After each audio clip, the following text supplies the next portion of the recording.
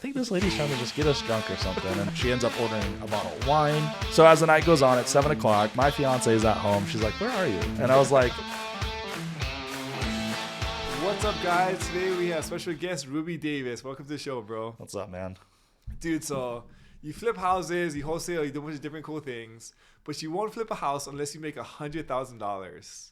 Yep, that's true. Tell me about this. Well, I mean, like, number one, that's crazy that you make $100,000 on every flip.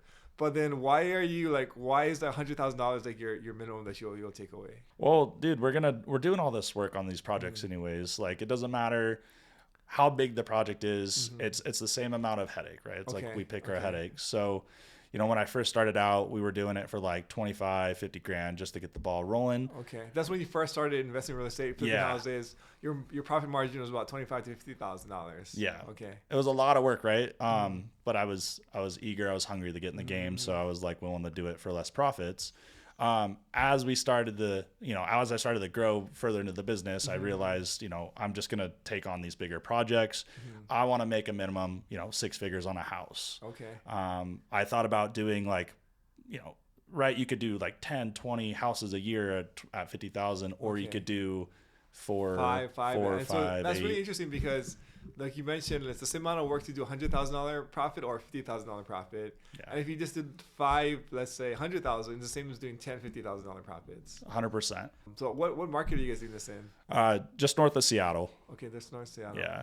So how much of that? What's the median price point of the houses over there? So median house points is like $850 to $1 million. Okay, so $850 to $1 million, making $100,000 per flip. That makes sense, I think. So it's very similar to the Hawaii market. Yep. We're on the same things. Although we're not super picky, we'll take a house at 50 or 70 if it makes sense. A big thing for us is if it's like low risk and we know it's fast. I literally will take like 30 grand, but as long as it's like guaranteed, you know. For sure. But then like I'm thinking a standard for like a regular full renovation would probably be like 100 for us too. Yeah. But I mean, like that is kind of crazy because when you look at, let's say, a normal salary for a person, they would be happy for just like a year's work for $100,000.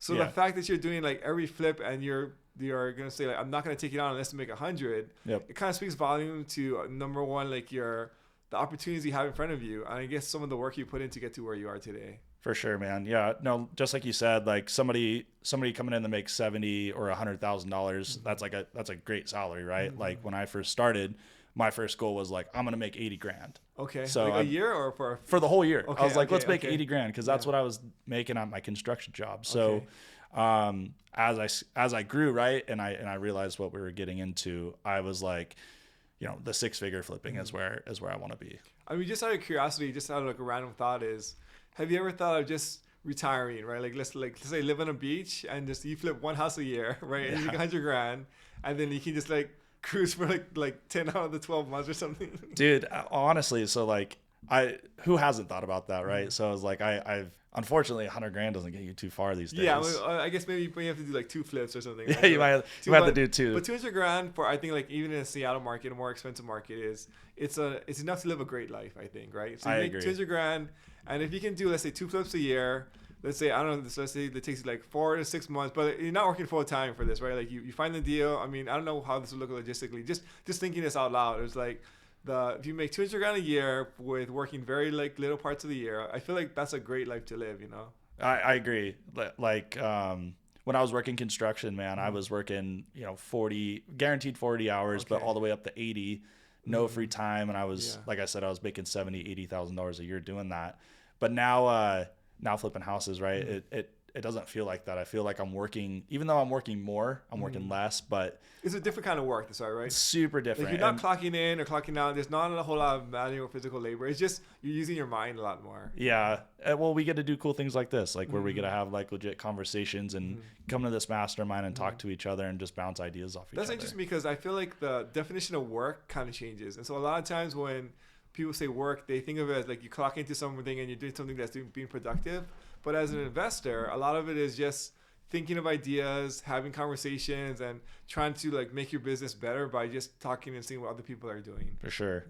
Yeah, no, it's a blessing, man. It's a beautiful thing, and yeah, the definition of work changes. Do you feel like real estate investing has really changed your life?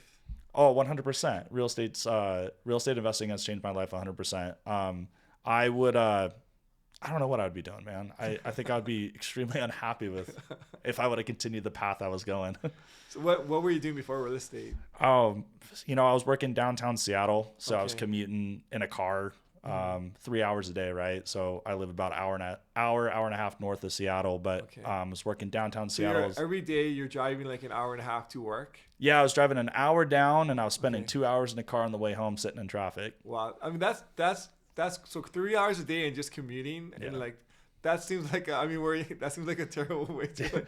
Well, at the time, I mean, they were paying. I was 18 at this time. They were paying me $33 an hour. Okay, and that's for an 18-year-old. That's like an amazing salary. Yeah, no college education either. So I mean, to get paid right out of high school, $33 an hour was like the American dream, right? Yeah, like you're killing it. Yeah. So you must have had all this free. Were you still living at home, or what were you doing? Oh yeah. So I was living with my parents, or my mom at this time, and I was just trying to get on my feet. I was, I had outside of the construction side, I was racing professional ATV motocross. Oh wow, and so, very cool. So I was using the lifestyle of construction and all that money I was making at that time to. It was basically kind of disposable income, because you didn't have like a lot of bills, right? You're living at home. Yep. I don't know if mom still gives you like cooks you food or dinner. Or yeah, dude, it was. But so like basically that whole salary that you had, you basically can use it for your hobby, it was a hobby / your sport, right? Like that. Yeah, it was the sport for sure. But at the same time, being 18 and having access to funds like that, you kind of, without any kind of financial like understanding, you kind of blow through it. That's the thing too, is like if you make a lot of money but you spend a lot of money, then like at the end of the day you're still quote unquote like poor, right? Dude. But if you if you make a little bit of money but you spend even less, you actually build wealth. So it's kind of like that delta between how much you make and how much you spend is your true sense of like whether you feel rich or poor. For sure, man. Like now I kick myself because like that mentality of being so young and thinking like, I've made it, you're making $33 an hour, you're taking home like $1,000 a week, you're killing it.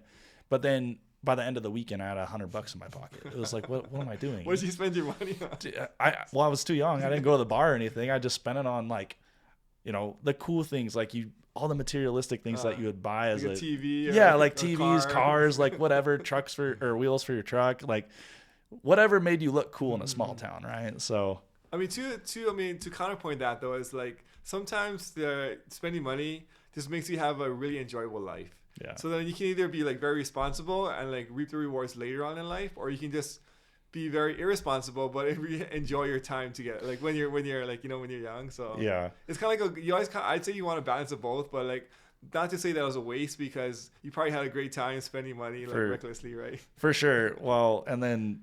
Oh yeah, I absolutely had a blast doing it, but at the same time, charging credit cards wasn't a good thing either. So, So how did you get to the point of from construction into like flipping houses? Yeah, man. So like I was saying, I was racing motocross there for a while, and just that was racking up the bills. It wasn't paying the bills. To have a successful career doing that, it costs a lot of money, and being young and not having any kind of financial guidance and just being irresponsible with my funds, I racked up a ton of debt. And so I was working construction in Seattle, making $33 an hour.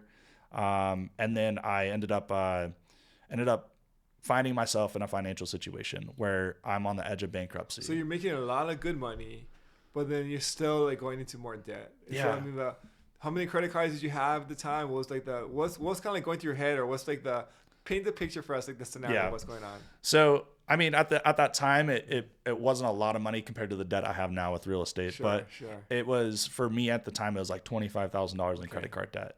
My interest payments on these cards were too high, and the money, like I was 25% interest or something stupid, right? It's ridiculous. Oh dude, I maxed out the credit card so fast, right? They just give it to you when you're young and you think you're like, you should understand. $25,000 when you're 18 is like, that's a crazy crap ton of money. I remember when I was working, I was like already in my 30s, and I was trying to raise like money for my first deal, like.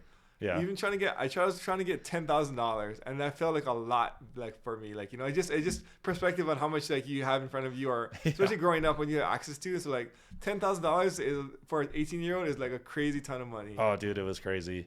But yeah, so I racked up this debt, and I had no idea where I was going, and I was working all these hours, and I was picking up extra hours, and I was still I like I said, I had like $100 to my name.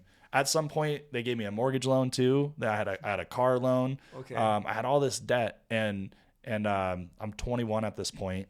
I've been working construction 3 years, and I'm on the edge of bankruptcy, man. Like I'm going further and further into the hole. Yeah. And so that must be like a scary feeling, because I mean, it feels like you're trying to swim, but you're just drowning, right? Oh, like dude. And there's no end in sight. Like there's no path of like, hey, because there's nobody to say, hey, just you budget, you keep a budget, you're positive every month. This is how you get out of it. It's like, you don't know what you don't know. So like as a 21-year-old kid, you're just like, there's just no way out for you. Yeah, I was like, honestly, like the advice I was getting at this time were like, just file bankruptcy, you'll be fine, you're young.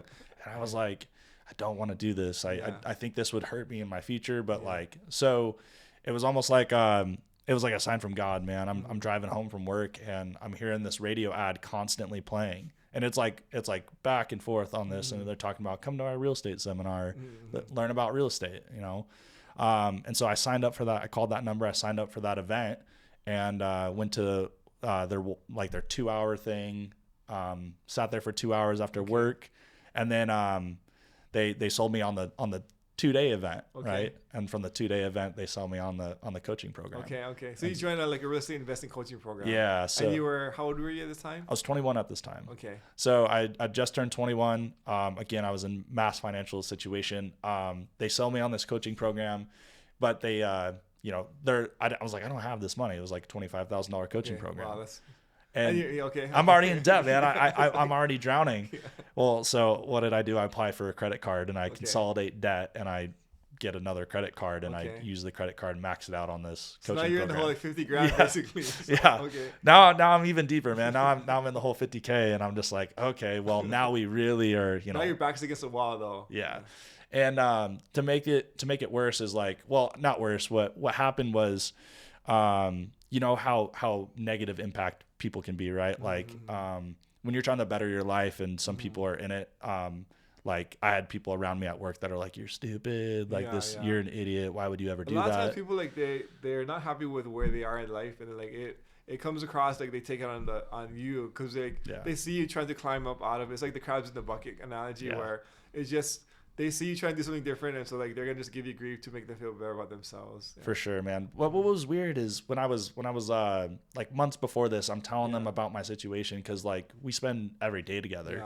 And they're giving me advice. They're they're in their 50s or 40s, and they're giving me the best advice of like, don't do this until you're this age. Look at me, I'm broken, and these guys they drink a lot. They treated their bodies terrible, and I was like, man, the writing's on the wall. Saw where your future was gonna be. Yeah, it was like looking in a mirror. I was like, holy crap, man! If I stay here, I'm gonna be in debt. I'm gonna be unhappy, and I'm gonna drink myself to death probably.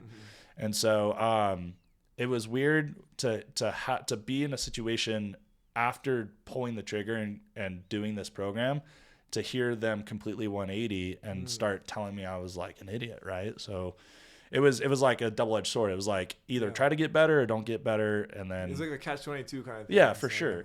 But the support I also had, like my superintendent at the time, he's like one of my best friends now. He does side jobs for me in this business that I do today, and he's been so encouraging. So there was positive that came out of that too. So you signed up for this coaching program. You're in the whole 50 grand. Yeah. What's like are you trying to flip, wholesale? What's like the strategy here? Well, so they talked about wholesaling, right? Like selling contracts and stuff and making a quick flip or a quick buck like that. But I was super fascinated with flipping. Like I had obviously I wanted the wholesale, but my first priority was like, I'm going to flip property. That's where the real money's at. Yeah. And then so as I got involved and I'm learning, I'm coming in the work early, I'm staying after work, because I'm, this coaching program, I'm committed to this program. I'm watching their videos. I'm taking notes. I'm learning. So you're really immersing yourself into like the whole process of learning and kind of growing as a real estate investor, basically. For sure. Yep. And I was just taking it in. I was like a sponge. I was learning as much as I could. There's a pattern I see. And so this is the exact same way that I kind of started is I just got obsessed with it. And I listened to it in my car. I watch other videos, read a ton of books. But every person that I see that has like success early, it's the same pattern. There's some point where there's a huge obsession and they kind of go overboard in like learning and just drinking from that fire hose. Oh, dude, it was that you couldn't have said it any better. That's exactly how I felt, was because racing was no longer in my life. Like I had made this commitment to better my life. And honestly, I had to cut what I was super passionate about, which was racing.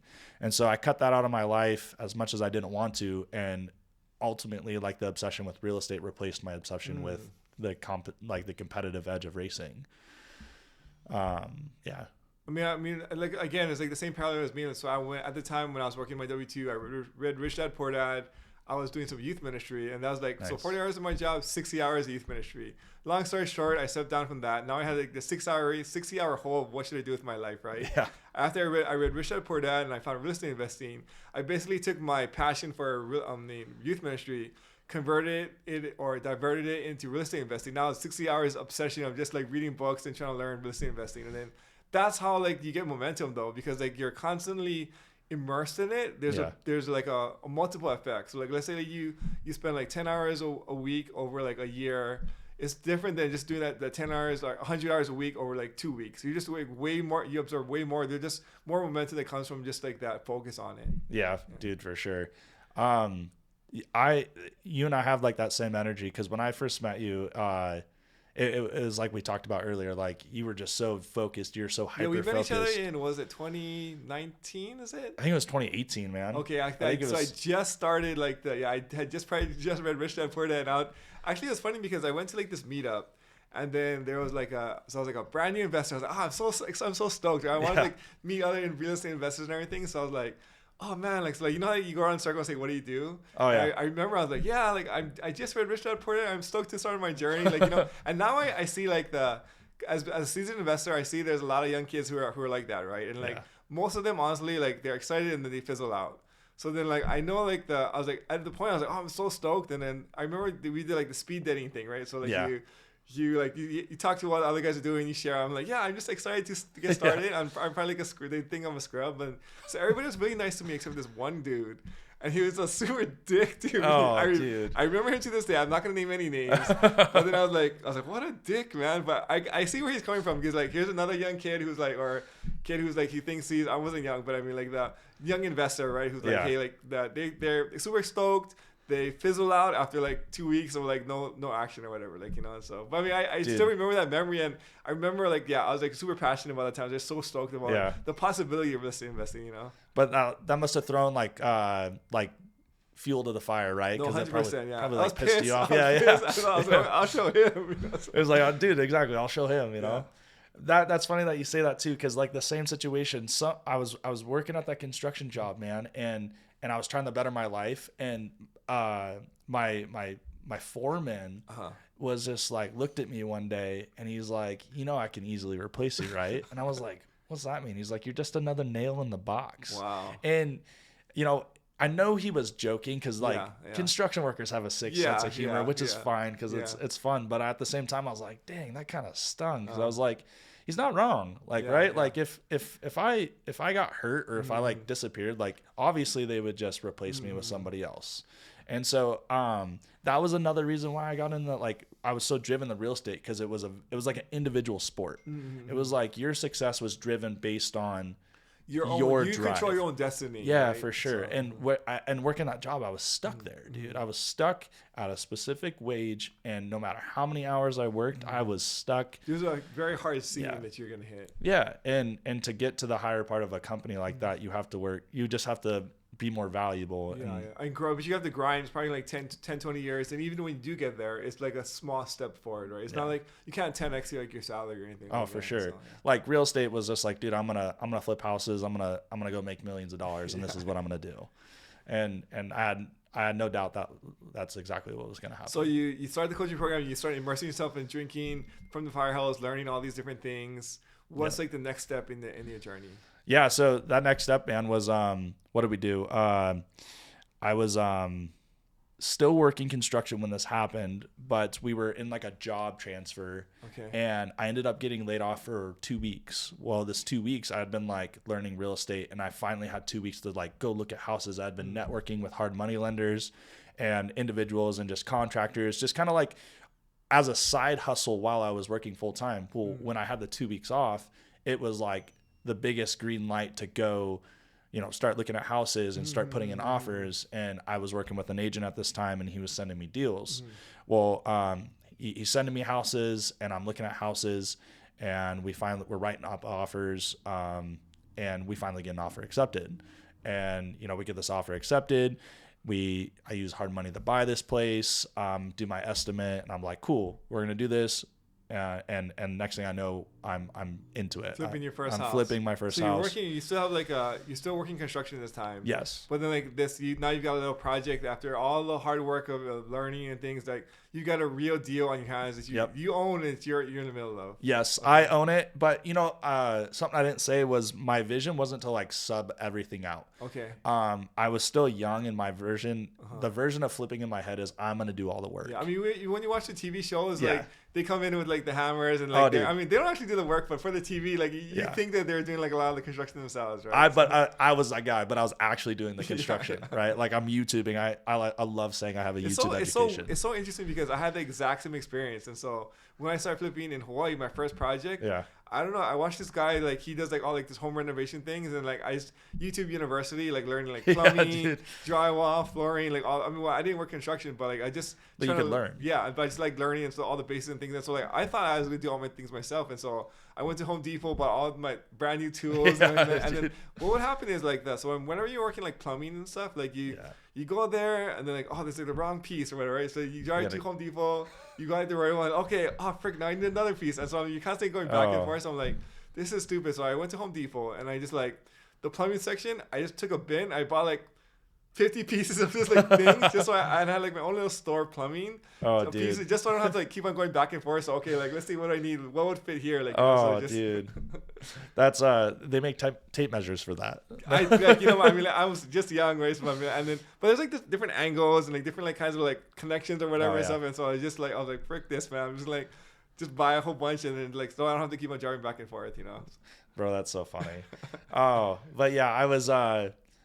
That's an awesome mindset to have, but at the same time, it's what's your time worth? Yeah. When it came down to that. Well, the thing is, when you're first starting, it's not worth a lot. You're because right. You still have a lot to learn, and you haven't really I think someone once said at a mastermind, you have to earn the right to replace yourself. For sure. So when you first start, I think a lot of guys want to jump into I'm just gonna hire everybody else and just delegate everything. Yeah. But then if you haven't earned the right yet, you're just going to be spending money because you don't have the leadership, you don't have the ability to see what works and what doesn't. And so it's almost you have to do some of the work yourself when you're just starting, I think. For sure. Dude, I did so much. I don't know, probably 75% of that project was me. It took me 12 months to finish this project. That's kind of brutal. With hard money, dude. I had hard money on this project. At the time. It was you're just grinding away at night, I had so many friends, and everyone from my town was always super supportive. I could call on specific friends to come help me, and we would just gather our friends and we just go work on this house. Dude, that number, that's awesome. But also I can see how much work that's gonna be. So it was a lot of micromanaging. It was I had a plan. But it was a napkin rough draft on a piece of napkin. We're going to go do this and checklist. And it was did you actually pay the guys money or was it lunches? Or I paid them under the table. Yeah. Nice. Right. But yeah, so dude, as I was doing this, I remember I'm still working construction. So I was, that 2 weeks ended up turning into 2 months of being laid off. Okay. So I was able to get one deal the first month of being laid off, and by the second month I had somebody told me to create a Craigslist ad. So I went to Fiverr.com and I created this cheesy Craigslist ad, posted up on Craigslist, and within 24 hours this guy called me, and I went and checked out this deal and ended up offering him $70,000 for this house, and he's like, yeah, let's do it. Signed a paper, and I'm not even joking, 10 days later I had a second flip. And both these flips are full guts. And now I'm running back and forth to both jobs, right? And this is just 2 months of being laid off and full time in the real estate. And are you excited? Are you scared, nervous? What's going through your head right now? Honestly, man, I was so pumped. There was the amount of adrenaline. I was I'm doing it. Yeah, I'm doing it. This is what this is. I'm doing it. This is how I'm going to get out of it. But at the same time, I was working 7 days a week on the houses. I was working from 7 a.m. to 7 p.m. But it does help that you're you had the vision, because I think a lot of times it's the vision is what drives the energy. And so if you're I'm doing this and you're so stoked, it gives you like that's why like you're working 7 days, you're super motivated because like you're all about this, like, you know, like versus other people that say like they get into real estate because like they hate their jobs or they just want to do no work. Then like if they put the least amount of effort of like possible, now like the job's gonna like fall to you and you might even like lose money and things, right? But now you're so pumped, you're putting all your time and energy into it. It's a different kind of like energy that's being put into these projects. Yeah, dude, like the light at the end of the tunnel was like glowing. I was like, I can see the future is this for me. I was so passionate about it, and I just knew I was never gonna go back to what I was doing before. I would do anything possible to not go back to that. So first 2 projects, did you end up making money? Yes. So obviously when you're working on projects yourself, you have no knowledge about this besides YouTube. You know, they both combined took me 12 months. Okay. I had the refinance out of hard money a couple times. So learn how to consolidate, learn how to refinance, learn how to move forward. Ended up making between the 2 houses about $180,000 combined. Wow. First 2 deals, congratulations. Thanks, but that's I mean, the one thing I see is like when like investors are just starting, if their first deal is a huge, because I've also seen guys like lose $100,000 in their first deal.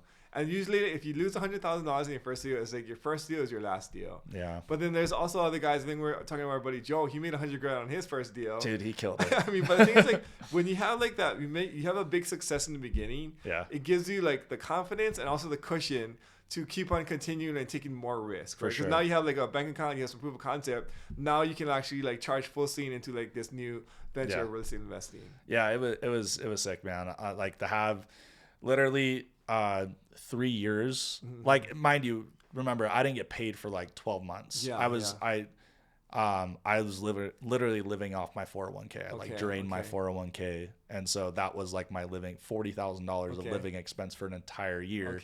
And but that was that my payday came 12 months and a day from the time I jumped full time in the real estate. So what was that? What did one make and what did the other one make? So one made 132,000 and the other one made 49,000. Dude, I mean, congratulations, bro. I'm so stoked. Thank you. So then like, okay, so like you complete your first flip, and then what's like the next step in the process, or what's going through your head at that point in time? So at that point in time is like, I had learned so much, and I was like so stressed out from doing all the work myself. And I had trust me, I had tried to find contractors and stuff, and I had tried to go through that, and I had like the typical beginner real estate bad experience with contractors, you know, paying them and then not showing up, or like overpaying and this or whatever. So I was burned out from flipping. So I was like, you know what, I'm gonna go into wholesaling. I'm gonna start wholesaling. I got 180K in my pocket. I got some money for marketing. Let's throw some money at marketing. The thing that people don't realize is that wholesaling and flipping are 2 completely different skill sets, even though they look the same, right? For sure. Because wholesaling is more sales and marketing. You're trying to acquire deals. You're talking to tons of leads and sellers. Flipping, you're buying it from off the MLS or from wholesalers who are doing that kind of work. And then you're managing the projects and the money. So like the skill set is so different from one to the other, even though it looks like, hey, you're just doing real estate, you know? So. Well, the best part is now I had all this, like this knowledge about flipping. So like when I would go look at houses that would come in from our marketing, I would look at them as like flips for ourselves. But remember, like I was like, okay, so my minimum spread is X, so I'm like, I need to get it for this, and then I could probably sell it for this. And so that was like the mentality I had going into it, versus like not knowing how to analyze a deal and just kind of like you see a lot of wholesalers, they lock stuff up too high. I was making offers based on if I was going to buy it. Like a legit, because at this point in time, you're a legitimate like flipper, because you've done like 2 flips, you made $100,000. You know what it takes, and so like when you're running numbers, it's like from experience as opposed to like theoretical. Yeah, for sure. And that's because at the end of the day, I guess I wasn't going to be like your wholesaler, because I was going to actually buy this deal if I couldn't assign it. I had multiple exit strategies at this time. I like that mentality. I think that's like as a wholesaler, if you have only one exit, then it's like sometimes you can get jammed up, or it puts you into a different kind of like category. But if you're like, I'll either assign this or flip it myself, it's like a way more healthy way to do it, both for the seller, but also for you as the deal finder. You know? Sure. And it was awesome, man. Like it was 2017 at this point, like late 2017, and you could drop $300 in mailers. Okay. And you could lock up fat deals. That's the thing is like people might not realize is that over the years, marketing and real estate investing has changed a lot. And in the beginning, like there's like everything worked in the beginning because it was such like an undercover, I guess, like niche kind of investing strategy. Yeah. But now with I think social media, a whole bunch of things, a lot of coaching programs that exist now.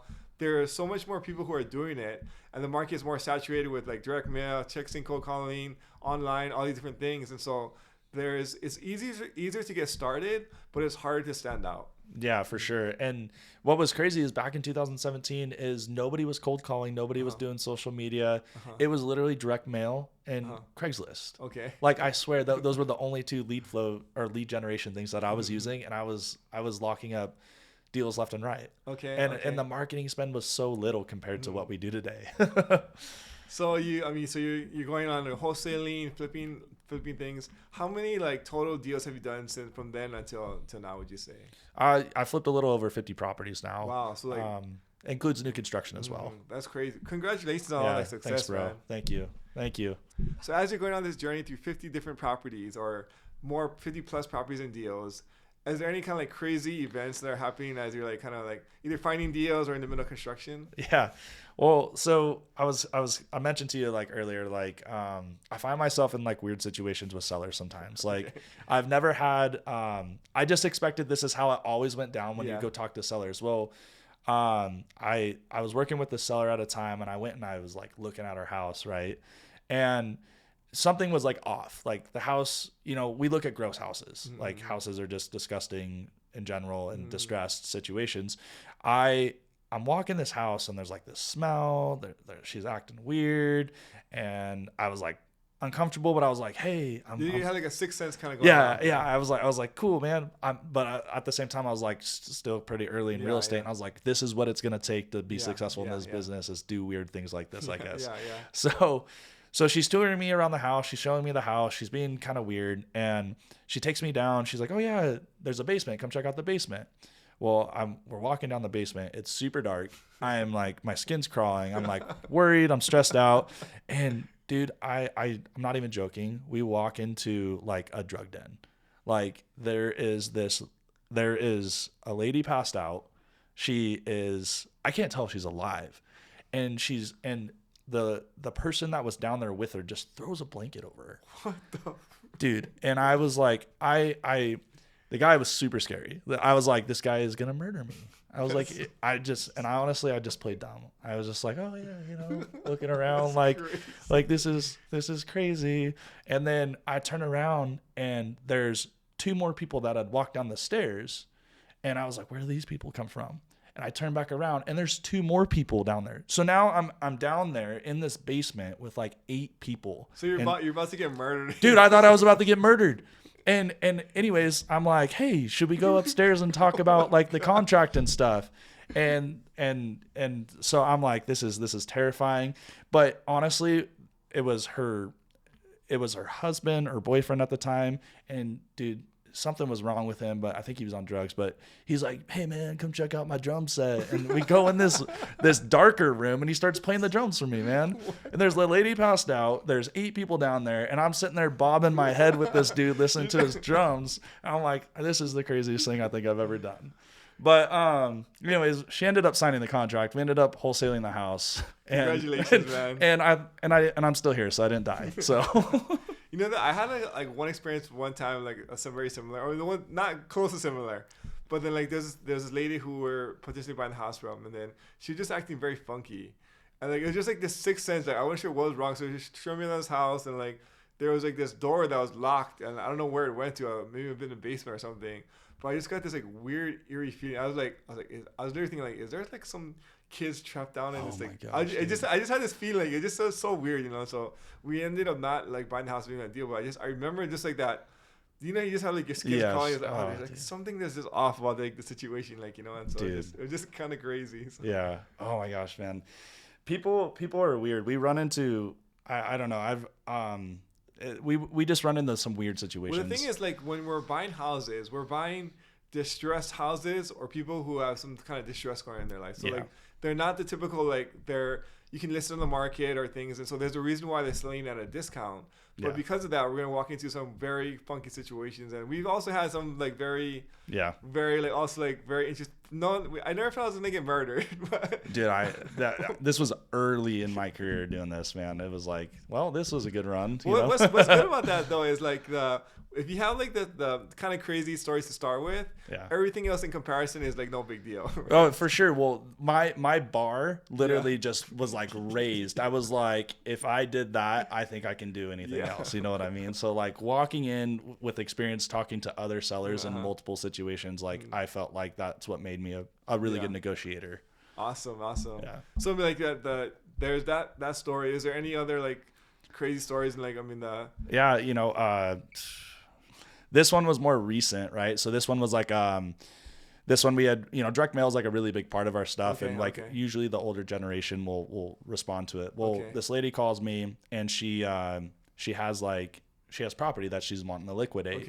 And we're a potential buyer. And so we're taking she's like, hey, how about you come, meet me? I'll tell you how many properties I own. I'm potentially looking for property management or looking to liquidate. So sounds like a great lead, right? Yeah. So you're on the phone, you're just like, hey, like, sounds great. Yeah. So I bring a business partner who's a property manager with me, and because I didn't know where this was going to go. I was either going to help her liquidate, help her sell, or direct her towards property management. Well, she's 81 years old.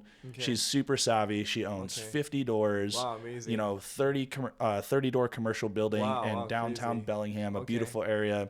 And then all these like multifamily stuff. And so I was like, cool, this girl is extremely savvy and she knows what she's doing. Well, she took us around to her properties and she like, we go and we sit down at this, have like dinner with her. At her house? No, at like this restaurant across the street from her, from her rentals. Okay, so you guys you go down to see, like, was it at her house or her rentals? Where did you guys meet? Well, sorry. So we met at her house to start, and so she kind of toured us around. She owned like this eightplex that she was living in, all condos. Okay, so she's kind of showing like the properties that she might want to sell, or etc. Yeah, and just kind of proved to us that she was like legit, because sometimes I've been catfished before. Too. It's kind of crazy. So I was like, okay, cool. Well, she's taking us to all these properties. She's in my car, and she's touring us around to these different. She offered to buy us lunch, and so it's like 2:00 in the afternoon. We go sit down, we have lunch. Well, next thing I know, it's 7:00 at night. We've had 2 bottles of wine. So the same restaurant? The same restaurant. Okay. And they knew her by a first name basis, so she was there a lot. Okay. And so she was super cool. She literally wined and dined us. She was like, "You guys are awesome.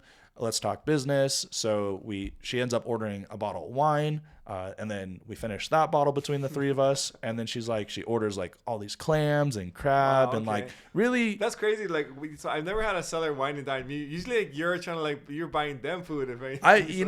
My mom raised a gentleman, and like I went to pay for this dinner, and she was like, absolutely not. And I was like, can I please pay for your dinner? And she's like, no. So, but anyways, we get a second bottle of wine. Okay. This, mind you, I'm not pushing any of this. I was like, it's free. I'm like, hey, it's like, we've been here for like 2 hours already. Like, I think the lunch is good. Like, I don't know what else we're going to talk about. Well, we finished the second bottle and she orders more alcohol. And I was like, I think this lady, and I had a bad feeling. I was like, I think this lady's trying to just get us drunk or something. And I was like, of course we're having a good time. She's treating us good. We're having great food and all that stuff. So, so as the night goes on at 7:00, my fiance is at home. She's like, where are you? And I was like, I'll explain, my good friend, he's like, his wife's like, hey, we're putting the baby to sleep. Like, you need to come home. And I was just like, oh my gosh, man, this has gone way too long. And so, I was like, hey, I think it's time to leave. Like, let's get going. And she's like, good. Well, she stands up, and remember, we've had plenty of the drink, and she's like stumbling, and I'm like, oh my gosh, she's 81 years old. What did we just do? This is not good. And so I'm a gentleman. I'm like walking her through, and I'm walking her to my car, and I'm going to take her home and stuff to, back to her place. Cause she rode with us to the restaurant and to show us her place or all her places. And so, she can't, like, we take her back and she can't like get her key in the door. I feel like I know where this is going. Yes, okay, dude. Okay. And so and I'm like, can I help you? And so I unlock her door for her, and she's like, oh, such a gentleman. You're so nice. And I was like, I gotta go. My fiance is waiting for me. I gotta go. Like, and she's like, oh, you're not gonna come inside? And I was like, no, we gotta go. Like I was like telling my buddy, I was like, we gotta go. This has gone way too long. And so I like went to like give her like a side hug and tell her like, hey, it was really great to meet you. And I just got the biggest wet kiss on my cheek, dude. God. And my buddy, the property manager, he's laughing at me. I'm embarrassed. I'm pretty red right now, I'm sure, because it was very friendly, but I was like, I just felt so uncomfortable because I knew nothing felt good about it, man. I was just like, in my head, I was like, is this real estate investing now? Is this where this is going? I'm like, if you out for some houses. Yeah, I was like, I'm not this desperate for houses, okay? So super cool person. Next day, call her. She was like, she was all like, man, that was great. That was so much fun. Anyways, I secured the 50 doors for my business partner and friend who owns the property management company. So now he manages those 50 doors for her. Way to take one for the team. I took one for the team there. So, but that's just what it took. I was like, it wasn't anything of harm or foul, but it was all of like the experience, and what she did for us is like, she treated us like high value clients, and we're doing the best for her. Yeah. I mean, I love it. I mean, there's just so many different characters you meet in real estate investing. Yeah. And there's just so many different kind of like interesting situations or conversations or just like the situations you put yourself in, Yeah. So it's just funny to kind of share stories of another like fellow business investors who kind of like seen and done a lot of cool things, Yeah, dude, it's this business is so lonely sometimes, so it's fun to like have these conversations and like tell each other, because it's like, at the end of the day, we just have to laugh, right? Yeah. I mean, it's just this. I won't. We can go all night on some of the stories we can tell, but dude. I mean, I just want to learn a little bit more about your current business. Yeah. And so, like you're mentioning, I think we had a sidewalk conversation like earlier that you made some changes from the last like meetup that we had. Yeah. So in January, Q1, we came down to the mastermind with Ryan and stuff, and I ended up speaking at the event. It was a banger, by the way. Thank you. Yeah, I was super nervous, man. Honestly, it's the first time I've ever really talked in front of a group, and it's just not me. It's just, but I enjoyed it. Cool story though. I mean, you did a great job. But. Thank you. And I'm sitting there listening as the event's going on, and I realize that there's things going on in my business right now that I have to change. Okay. Because just like when my construction world, I had too much expenses and not enough income. Well, I found myself kind of in the same situation with my real estate business. We had too much overhead and not enough income. So, I talked with Ryan and Javi, and ultimately we decided we're just like, hey, we're gonna bomb this business. So I think this is like a interesting point where like it's.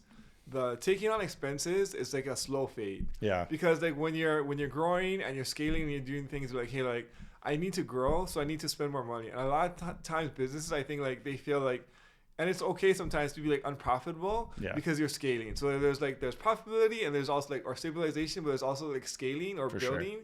And then you can actually be negative while you're building. But the plan is once you are stabilized, it's going to like double or 3 or 4 or 10x because you have like the team in place, right? So it's a slowly just acquiring expenses to kind of like hopefully take you to the next level. For sure. And that's what was happening. Like we acquired, like we did some sales throughout the process, which replenished the cash. And then, but our flips and stuff that we acquired, it took a lot longer to get our cash back. Right. Okay. So the time that, we were investing in our marketing to do this, I was cash poor. I was bleeding out. I was running out of money. And so I left the event and I was like, we got to make some changes here. So ultimately what we did was, I fired, everybody in the company. Wow. Kind of just. That's a drastic change. Yeah. It wasn't easy because, one of my best friends was working for me at this time, and that wasn't an easy conversation.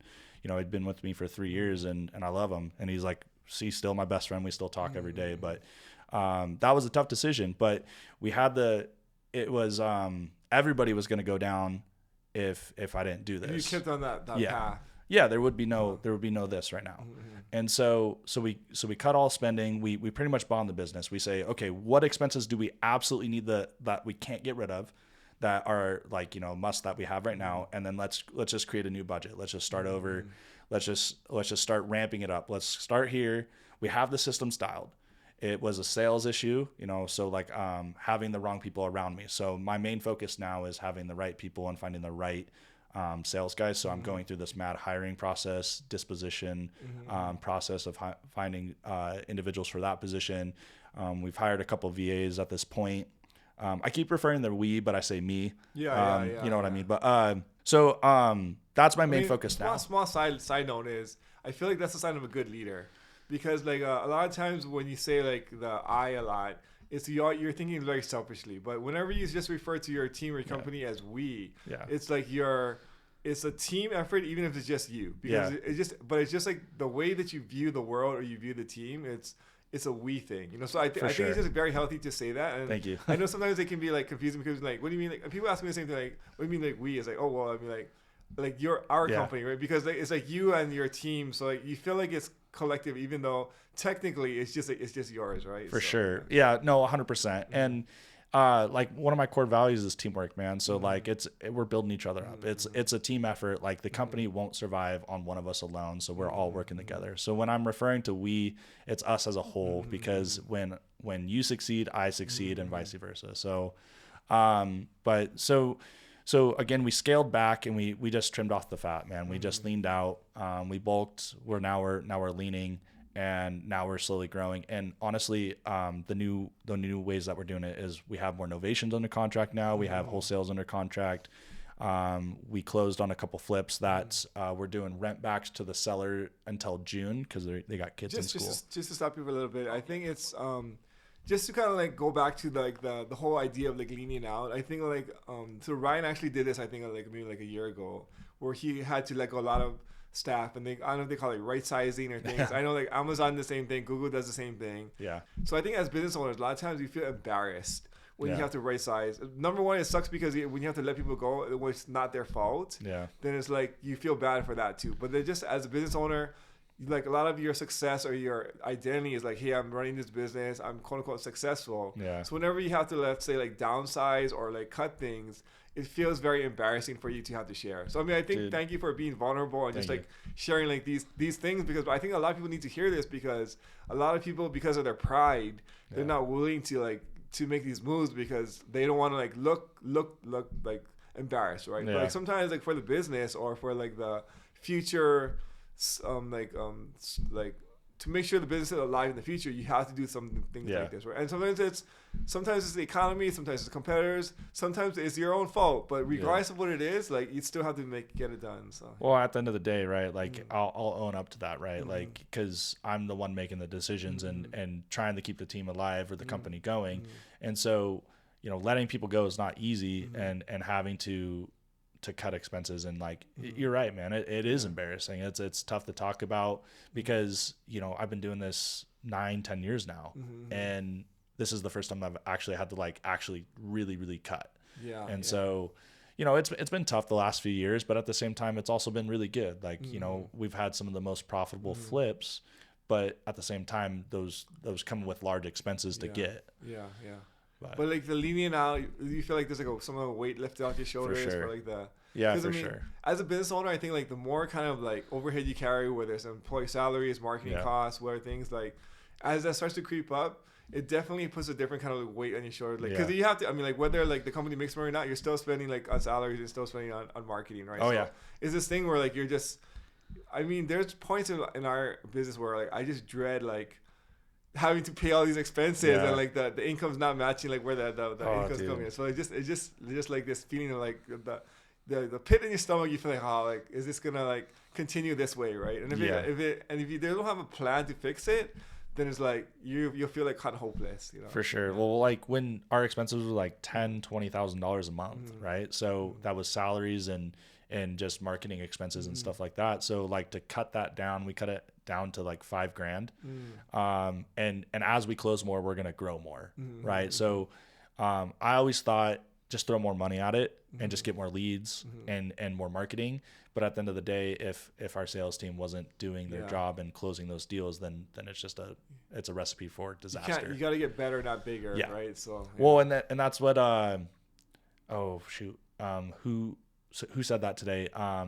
bigger's not always better. Better is better. Yeah. That's a great say. Can you explain that a little bit more? Yeah. So bigger's not, so like I said, man, like throwing more money at it to be bigger, like get more, like, well, why should we focus on that when we should focus on quality and being better at what we have and the experience, right? Because that's something that slips through the cracks is we'll get a deal under contract sometimes, and then like we fumble on the process. Well, now you've ruined the experience for that seller, and now you've lost their trust. So now let's rewind. Let's focus on the whole process. Let's do follow up with them while they're under contract, give them live updates, and focus on being a better quality company and giving them like a 5-star experience. That way, when we do close the deal with them, that they feel well taken care of. Yeah. So like just kind of talking to other investors or business owners, or as they're starting the journey or their mid journey, and they're taking on a lot of like expenses or debt or costs. How can you tell if like it's time to push forward through like the unprofitable or uneasiness and continue to drive forward, or when it's time to like cut your losses and start again? Well, with inbound marketing, like what we were doing through like Facebook or Google, you're going to get pretty quick feedback, right? Okay. Like if you're getting leads, you're going to know within a week, 2 weeks, whether to put more money into it or to, switch gears and go another route. We were getting such good quality leads. But at the end of the day, it was, I had a great culture, but not a good skill set. So as far as like, to answer your question, you liked everybody, but they just weren't producing results. Yeah. So the culture was really good. Just the skill set just wasn't there. And at the end of the day, that's ultimately what was bleeding out, because they weren't closing deals. Right. So I've since then hired a better salesperson, and by finding the right person, I've now, we're locking up, like a contract a week. It seems like. Wow. So just finding the right skill set or the right talented person, that literally can like make or break a business. For sure. I 100% it would can make or break a business, because what I've learned in the past, year is having the wrong people in the wrong positions. It's just a recipe for disaster. Yeah. They do fit in other parts of the company, but at the same time, it's like, if you're not closing deals, you're not winning here. Deals are the lifeblood of any investor, right? Like finding and funding deals. So, yeah. It's easy to spend money in this business. It's hard to make money sometimes, That's a really good, that's a banger. Can you say that again? It's easy to spend money in this business. It's hard to make money sometimes. It's so true. Yeah, dude. Well, dude, thanks so much, dude, for your time. Incredible story, and thanks for the words of wisdom. And do you ever see that 81-year-old lady to this day? Yeah. So yeah, for sure. I see her. Well, I actually haven't seen her since then, but we talk on the phone at least a couple of times a week or every other week. Are you serious? Yeah. It's customer relationship, man. Dude, right? That's so funny. Like she's a nice lady. Yeah. She did what she did to me, but it's like at the same time, it's, she's a future client, and she treated us well. And so no harm, no foul. Right. Love it. Well, if people want to reach out to you or find out more about you or invest with you, what's the best way to do that? Yeah, man. They can always find me on Instagram. My tag's just Ruby Davis 17. It's a picture of me and my kid. But that's a great way. They can send me a direct message on there, and I'm pretty quick to get back to them. Awesome, bro. Well, thanks for coming to the show. Appreciate you. Thank you, dude.